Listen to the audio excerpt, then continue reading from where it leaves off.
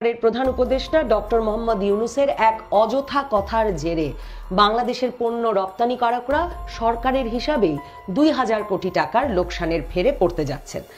বাংলাদেশের ট্রান্সশিপমেন্ট সুবিধাটি ভারত বাতিল করবার পর যদিও বা বাণিজ্য উপদেষ্টা বলেছিলেন যে তেমন কোনো অসুবিধায় বাংলাদেশ পড়বে না এবং বাংলাদেশ তেমন বেশি পণ্য ভারতের সড়কপথ ব্যবহার করে ভারতের বন্দর দিয়ে দেশে দেশে পাঠাতো না, কাজেই বাংলাদেশ বিকল্প পথ বের করে ফেলতে পারবে। এখন বাণিজ্য উপদেষ্টা নিজেই বলছেন যে ২,০০০ কোটি টাকার লোকসানে পড়তে যাচ্ছেন রপ্তানিকারকেরা। শুধুই কি টাকার লোকসান? রপ্তানিকারকরা কোন পথে এত বিপুল পরিমাণ পণ্য এখন পাঠাবেন সে সক্ষমতা কি রাতারাতি অর্জন করা কোনো সরকারের পক্ষে বা কোনো দেশের পক্ষে সম্ভব? বাণিজ্য উপদেষ্টা যে বলে দিলেন ট্রান্সশিপমেন্ট সুবিধা বাংলাদেশ থেকে এমন বেশি মাত্রায় ব্যবহার করা হতো না, কাজে এই ট্রান্সশিপমেন্ট সুবিধা বাতিল করে দেওয়ায় তেমন কোনো ক্ষতির মুখে বাংলাদেশ পড়বে না। এ কথা বাণিজ্য উপদেষ্টা বলা মাত্র দেখা গেল বাংলাদেশের পত্রপত্রিকাগুলো তাই লিখতে শুরু করলো এবং বাংলাদেশের বিভিন্ন আন্তর্জাতিক সম্পর্ক বিশ্লেষকেরা তারাও যেন মনে হলো প্রধান উপদেষ্টার বাণিজ্য উপদেষ্টার সুরে সুর মিলিয়ে বিশ্লেষণ শুরু করলেন। কিন্তু প্রকৃত তথ্য হচ্ছে শুধুমাত্র তৈরি পোশাক খাতে গত ১৫ মাসের হিসাব ধরলেই বাংলাদেশে ২০২৪ সালের জানুয়ারি থেকে ২০২৫ সালের মার্চ পর্যন্ত ভারতের সড়কপথ ব্যবহার করে বিশ্বের ৩৬টি দেশে বাংলাদেশের তৈরি পোশাক গেছে। বিজিএমইএ যে হিসাব দিচ্ছে তাতে দেখা যাচ্ছে ভারতের ভূখণ্ড অতিক্রম করে যে রপ্তানি হয়েছে ডলারে তার পরিমাণ ৪৬২ মিলিয়ন মার্কিন ডলার।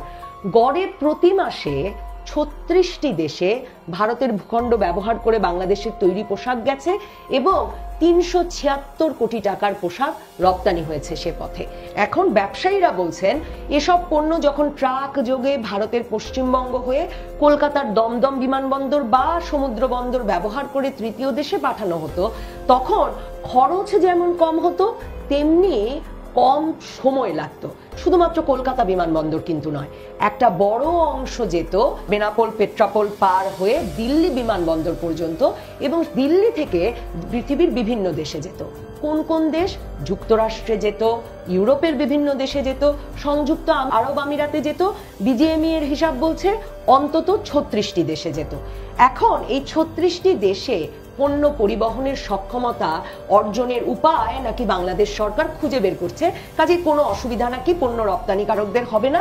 ট্রান্সশিপমেন্ট সুবিধা ভারত বাতিল করা মাত্র বাণিজ্য উপদেষ্টা এমন কথা বলে দিলেন।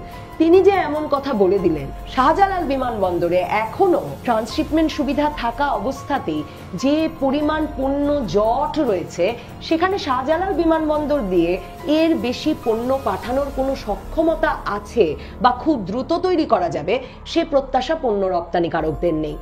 শাহজালাল আন্তর্জাতিক বিমানবন্দরের বুকিং জট এড়ানোর তাহলে কি ব্যবস্থা এই দ্রুততম সময়ে করবে? এছাড়া ৩৬টি দেশে যে পরিমাণ পণ্য ভারতের বিমানবন্দর বা সমুদ্র বন্দর ব্যবহার করে পাঠানো হতো তা করতে অন্তত ৭৩০টি বেশি ফ্লাইটের ইউরোপগামী ফ্লাইটের প্রয়োজন হবে। এখন বাণিজ্য উপদেষ্টা কি রাতারাতি ৭০০র বেশি ইউরোপগামী ফ্লাইট তৈরি করবেন বাংলাদেশের পণ্য পাঠাতে?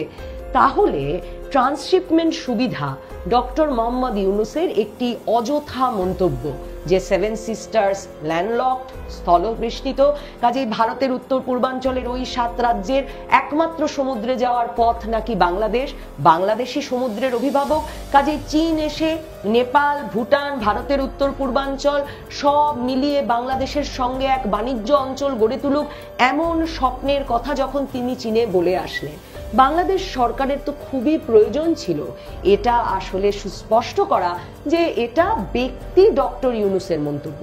এখন অবশ্যই প্রশ্ন করা যেতে পারে একজন সরকার প্রধান এমন মন্তব্য ব্যক্তিগত মত আসলে আন্তর্জাতিক ফোরামে গিয়ে একটি অন্য দেশে গিয়ে করে আসতে পারেন কিনা, কিন্তু ডক্টর মোহাম্মদ ইউনূস কিন্তু প্রথম চীনে সে কথা বলছিলেন তাই নয়। ডক্টর মোহাম্মদ ইউনূসের তো একটা বিশ্ব নেতা হওয়ার খায়েশ আছে। তিনি যে পরিমাণ ভারত বিরোধিতার রাজনীতি বাংলাদেশে করছেন তাতে এই প্রশ্ন বা এই কৌতূহল মাঝে মাঝে আমার মাথায় আসে যে তার আসলে বাংলাদেশের ভোটের রাজনীতিতে দাঁড়িয়ে নির্বাচনে জিতে ক্ষমতায় আসারও খায়েশ আছে কিনা, কিংবা হয়তো তার ওই যে এখন যে রব উঠেছে যে নির্বাচনও দরকার নাই ডক্টর মোহাম্মদ ইউনূসকেই চাই, সেই জনপ্রিয়তার জন্যই তিনি গ্যালারির উদ্দেশ্যে এই ভারত বিরোধিতার কার্ড ক্রমাগত খেলছেন কিনা সেটা একটা প্রশ্ন। অন্যদিকে দেখুন, যেটা বলছিলাম, সেই ফিনান্সিয়াল টাইমসকে, লন্ডনের পত্রিকা, তিনি যখন সাক্ষাৎকার দিলেন বিশ্ব অর্থনৈতিক সম্মেলনে গিয়ে, তখনও কিন্তু 85 বছর বয়সী ডক্টর ইউনূস বলে এলেন তিনি 20 বছর পরের বাংলাদেশকে এমন জায়গায় দেখতে চান যেখানে তিনি দেখেন যে নেপাল, ভুটান, ভারতের উত্তর পূর্বাঞ্চল, বাংলাদেশ মিলে একটা অর্থনৈতিক অঞ্চল গড়ে উঠেছে এবং সেই অর্থনৈতিক অঞ্চলের ভিশনারি এবং নেতৃত্ব দানকারী হিসেবে সেই সাক্ষাৎকারে তিনি নিজেকে প্রকাশ করলেন। তার মানে এই যে তার ব্যক্তিগত বিশ্ব নেতা হওয়ার খায়েশ, তার ব্যক্তিগত বাংলাদেশে ভারত বিরোধিতার কার্ড ক্রমাগত খেলে একটা জনপ্রিয়তার খায়েশ, সেই খায়েশের কারণে এখন বাংলাদেশের রপ্তানিকারকরা সরাসরি 2000 কোটি টাকার লোকসানে পড়েছেন বলে বাণিজ্য উপদেষ্টা বলছেন। কিন্তু আসলে বাণিজ্য উপদেষ্টা জানেন না যে এই রপ্তানিকারকদের রপ্তানি পণ্য গন্তব্যে পাঠানোর ব্যবস্থা বা সক্ষমতা তিনি কিভাবে অর্জন করে দেবেন। ভারতের ট্রান্সশিপমেন্ট সুবিধার আওতায় প্রতি বছর বাংলাদেশ থেকে প্রায় 40-50 হাজার টন তৈরি পোশাক দিল্লি ও কলকাতা হয়ে বিভিন্ন দেশে রপ্তানি হতো।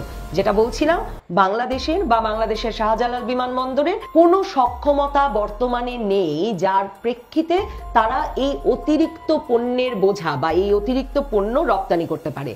এবং এক সপ্তাহ খানেক পর, ট্রান্সশিপমেন্ট সুবিধা বাতিল হওয়ার এক সপ্তাহ খানেক পর আপনি প্রত্যাশা করতেই পারেন যে বাণিজ্য উপদেষ্টা যিনি বলেছিলেন তেমন কোনো অসুবিধা হবে না, তিনি বরং কোনো বিকল্প পথের কথা জানাবেন।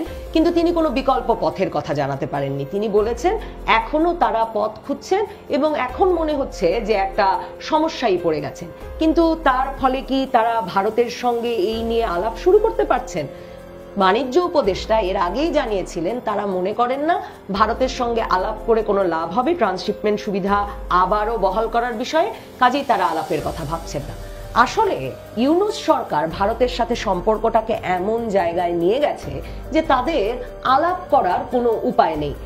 সেভেন সিস্টার্স সম্পর্কে ওরকম একটি মন্তব্য করার পর সারা ভারত জুড়ে যখন আলোড়ন, তখন ডক্টর মোহাম্মদ ইউনূস নরেন্দ্র মোদীর সঙ্গে বৈঠকে দেখা হওয়ার পর মূলত আলাপ করেছেন শেখ হাসিনা প্রসঙ্গে, শেখ হাসিনার বক্তব্য ঠেকানোর প্রসঙ্গে।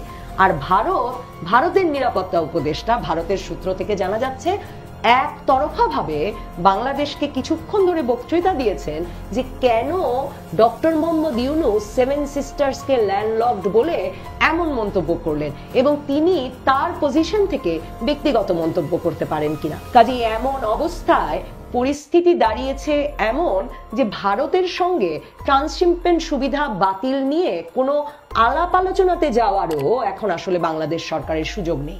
একটা অযথা মন্তব্য চীনে গিয়ে করে এসে ডক্টর মোহাম্মদ ইউনূস বাংলাদেশের সেই 2020 সাল থেকে পাওয়া এই সুবিধা বাতিল করে দেশের বিনিয়োগকারীদের কত বড় একটা অনিশ্চয়তার মুখে ফেললেন, সম্ভবত সেটা বোঝার কোনো ইচ্ছা বা ক্ষমতা ডক্টর মোহাম্মদ ইউনূসের নেই।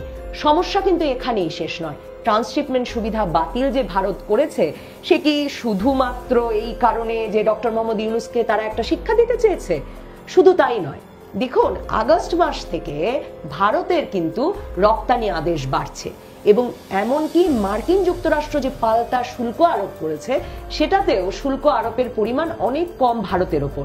কাজেই ধারণা করা যায় ভারতের তৈরি পোশাক রপ্তানির যে আদেশ, ক্রয়াদেশ, অর্ডার, তা ক্রমাগত বাড়বে এবং আগামীতে যুক্তরাষ্ট্রেও, যেখানে বাংলাদেশের সবচেয়ে বেশি পণ্য আমরা রপ্তানি করে থাকি, সেই দেশটি থেকেও অর্ডার ভারতে বাড়তে থাকবে। ভারতের রপ্তানিকারকরা, বিশেষ করে তৈরি পোশাক শিল্পের রপ্তানিকারকরা দীর্ঘ সময় ধরে বলে আসছিলেন যে তাদের বিমানবন্দরে জট তৈরি করে কেন তাদের প্রতিযোগী দেশ বাংলাদেশের তৈরি পোশাক শিল্প রপ্তানিকারকদেরকে বিমানবন্দর ব্যবহার করে স্পেন, ইউরোপের বিভিন্ন দেশ, যুক্তরাষ্ট্র, সংযুক্ত আরব আমিরাতে কেন পণ্য পাঠাতে দেওয়া হয়, এর ফলে তাদের প্রতিযোগিতা বাধাগ্রস্ত হচ্ছে।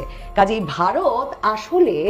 ভারতের পণ্য আরো বেশি প্রতিযোগিতাপূর্ণ করে তুলতে বাংলাদেশের এই ট্রান্সশিপমেন্ট সুবিধা বাতিলের সিদ্ধান্ত নিল, সেটাও আমাদের মাথায় রাখতে হবে। তার মানে ভারতের ট্রান্সশিপমেন্ট সুবিধা বাতিল হওয়ার মাধ্যমে বাংলাদেশের পণ্য রপ্তানিকারকরা একদিকে যেমন কিভাবে পণ্য রপ্তানি করবেন তা নিয়ে অনিশ্চয়তায় পড়লেন, তাদের খরচ এবং সময় বাড়ছে, অন্যদিকে ভারতের জন্য পণ্য রপ্তানি সহজতর হলো, তাদের বন্দরগুলোতে জট কমলো এবং তারা আরো প্রতিযোগিতাপূর্ণ দরে বাংলাদেশের তুলনায় এখন থেকে পণ্য রপ্তানি করতে পারবে ইউরোপ, আমেরিকা, মধ্যপ্রাচ্য সহ পৃথিবীর বিভিন্ন দেশে। এর ফলে ভারতের রপ্তানি যে বৃদ্ধি পাবে সেটাও বোধহয় এখনই বলে নেওয়া যায়। আর বাংলাদেশের রপ্তানিকারকরা যে ভারতের সঙ্গে প্রতিযোগিতায় টিকে থাকতে আরো হিমশিম খাবেন সেটাও বোধহয় বলে দেওয়া যায়।